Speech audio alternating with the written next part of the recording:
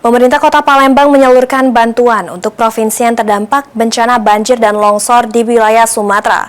Pengiriman bantuan dilakukan sebagai bentuk kepedulian, sekaligus dukungan logistik bagi korban bencana yang masih berada di lokasi pengungsian.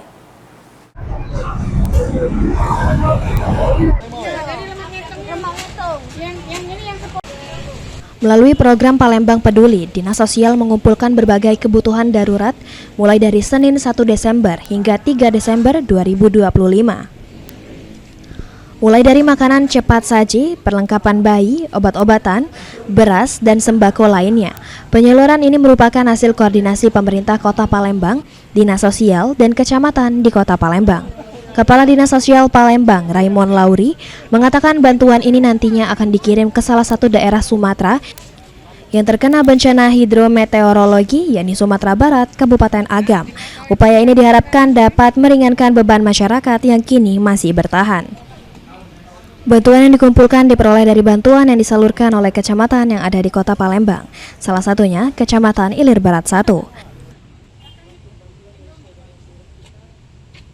Menerima bantuan dari Kecamatan Ilir Barat 1 dalam rangka Palembang Peduli for Sumatera yang mengalami musibah bencana.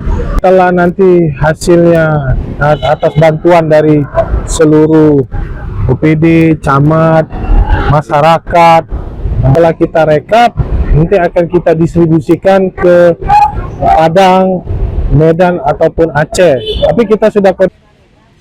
Sementara itu, Camat Ilir Barat 1 Alexander mengatakan bantuan yang disalurkan untuk korban bencana di Sumatera Selatan yang diperoleh dari bantuan Forum RT dan RW di 6 kelurahan yang ada di Kecamatan Ilir Barat 1, yakni beras 970 kg, mie instan 141 dus, gula 79 kg, perlengkapan bayi, dan bantuan sembako lainnya.